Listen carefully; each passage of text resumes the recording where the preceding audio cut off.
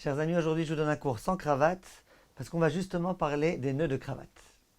Et on va essayer de montrer exactement quels sont les nœuds de cravate qu'on a le droit de faire pendant Shabbat, quels sont les nœuds de cravate qu'on n'a pas le droit de faire pendant Shabbat, de quoi ça va dépendre, et je vais vous demander de diffuser ce cours, si vous le voulez bien, parce que vous allez voir qu'on va entendre aujourd'hui des chidushim très importants.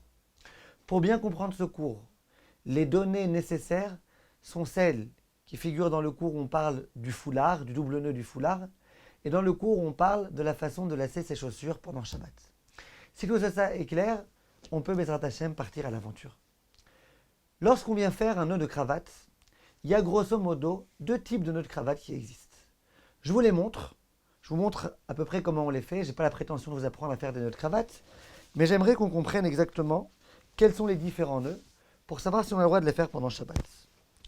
Le nœud habituel que beaucoup de gens font, c'est ce nœud-là. Donc je fais ici un espèce de nœud, je rentre la cravate à l'intérieur, je serre un peu, je fais tout un tour, je re-rentre à nouveau à l'intérieur, et ensuite je rentre la cravate ici, et j'obtiens un nœud. D'accord ? J'obtiens un nœud, je serre ensuite, et j'obtiens un nœud. Ça, c'est un premier nœud de cravate possible et imaginable. Donc vous le voyez, d'accord ? C'est le nœud rouge. Il y a un deuxième nœud de cravate qui existe, ce qu'on va appeler le nœud de Shabbat. En l'occurrence, c'est la cravate bleue. Comment ce nœud il fonctionne ? Il fonctionne d'une toute autre façon. Je prends la cravate, je fais un tour,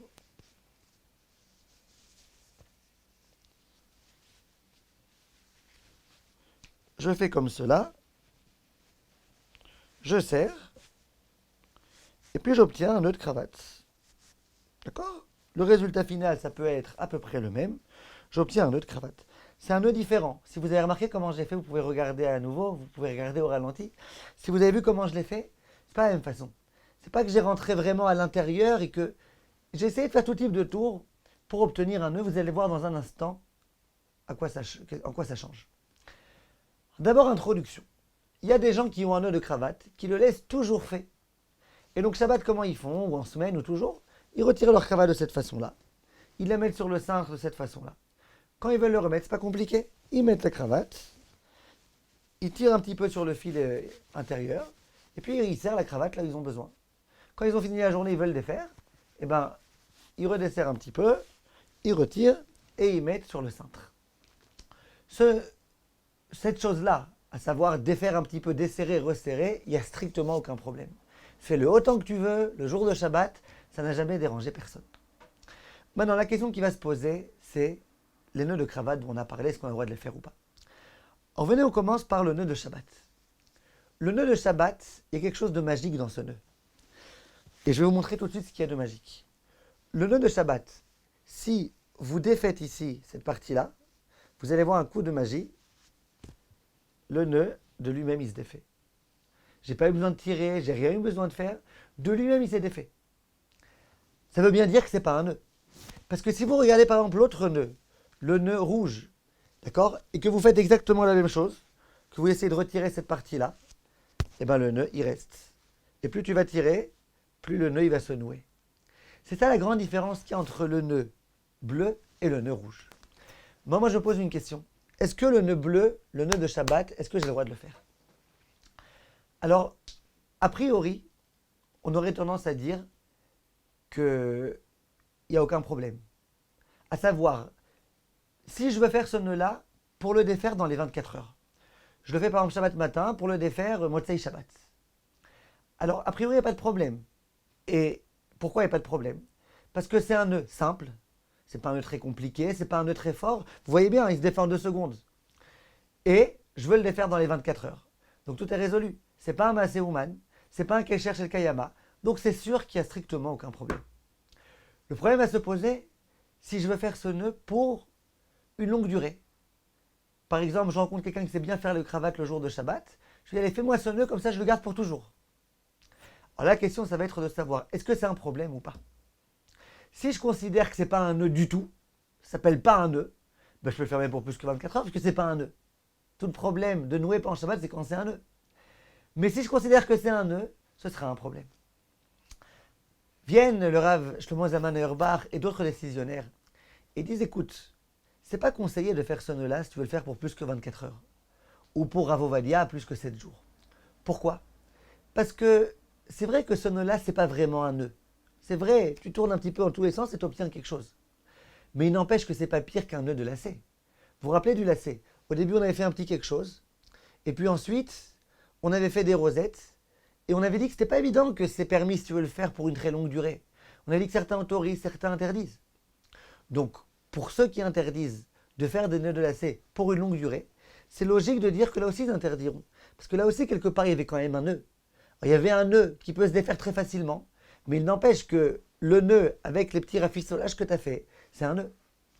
Donc, le nœud bleu, le nœud de Shabbat, si je compte le défaire dans les 24 heures, aucun problème.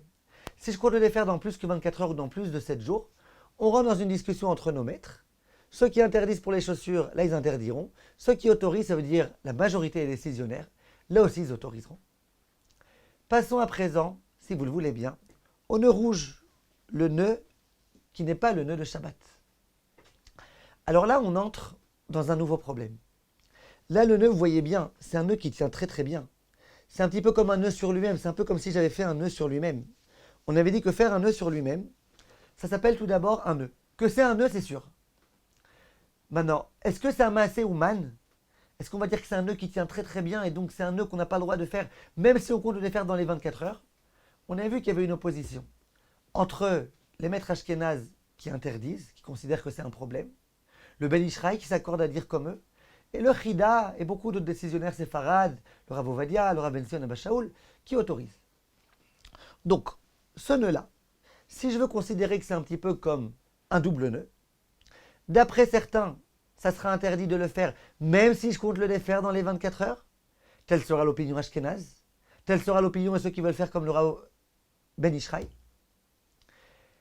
Mais si je compte le défaire dans les 24 heures, et que je suis l'opinion du Rav Ovadia, du Rav Ben Zion Abba Shaul, et de certains autres décisionnaires séfarades, du Chida, tel que la plupart des décisionnaires l'ont compris, eh bien j'aurai le droit. Pourquoi? Un nœud compliqué, ce n'est pas. D'après le Chida, d'après le Rav Ovadia, ça ne s'appelle pas un nœud compliqué, un double nœud. Et je compte le défaire dans les 24 heures, ou dans les 7 jours pour Rav Ovadia, donc ça ne s'appelle pas un Kesher Shel Kayama, donc ce sera autorisé. Donc, je répète, faire le nœud rouge dans l'intention de le défaire dans les 24 heures, pour les Ashkénazes, c'est un grand problème. Pour les séfarades, qui ne suivent pas le Ben Ishraï, c'est autorisé. Mais là, on ne réfléchit pas suffisamment a priori. C'est dans le cas où je veux faire ce genre de nœud, le nœud rouge, de l'intention de le laisser plus qu'une semaine, ou plus que 24 heures. Et bien là, c'est un vrai problème. Parce que même si tu me dis que ce nœud-là, c'est pas un nœud très compliqué, c'est pas un maasé ouman, je me repose sur le Chida, le Rav Ovadia et compagnie. D'accord, c'est pas un maasé ouman. Donc si tu veux le défaire dans les 24 heures, il n'y aura pas de problème, puisque c'est ni un maasé ouman, ni un kesher shel kayama. Mais si tu comptes le faire pour toujours, c'est un kesher shel kayama. D'après le Roche, tu fais un issour de Horaïta. D'après le Rama, Rabbi Moshe Isserles, tu fais un issour de Horaïta. D'après le Rambam, tu fais un issour des Rabbanan. Donc c'est complètement interdit de faire ça. C'est la raison pour laquelle, quand on a toujours entendu que le nœud de cravate, on a le droit de le faire, etc., c'est vrai, c'est le nœud bleu. Le nœud rouge, c'est vrai aussi qu'on a le droit de le faire pour les Sfaradim, mais dans l'intention de le faire dans les 24 heures, maximum dans les 7 jours. Mais si je compte le laisser pour toujours, il y a des gens qui ne savent pas très bien faire des nœuds de cravate.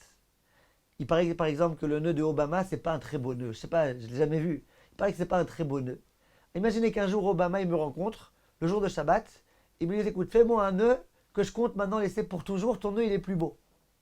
J'aurais pas le droit de faire ce nœud-là. C'est un issour de Horaïta pour beaucoup de Rishonim, puisqu'il compte le faire et le laisser pour toujours. Si par contre c'est un nœud qu'on a fait dans les 24 heures, alors là je vous ai dit, d'après les Ashkenazim, ça sera malgré tout un problème, parce que s'il est vrai que c'est pas un Kesher Shel Kayama, un nœud durable, mais c'est un nœud qui est un nœud sophistiqué, un nœud compliqué, un nœud qui tient bien, si je suis l'opinion des décisionnaires séfarades, eh ben ça sera autorisé. Mais dans les 24 heures, pas plus que les 24 heures, s'il vous plaît, mes chers amis, diffusez ça autour de vous, c'est dommage. Il y a trop de Issourim de Horaïta qui sont faits. Merci de votre attention, mes chers amis, et à bientôt.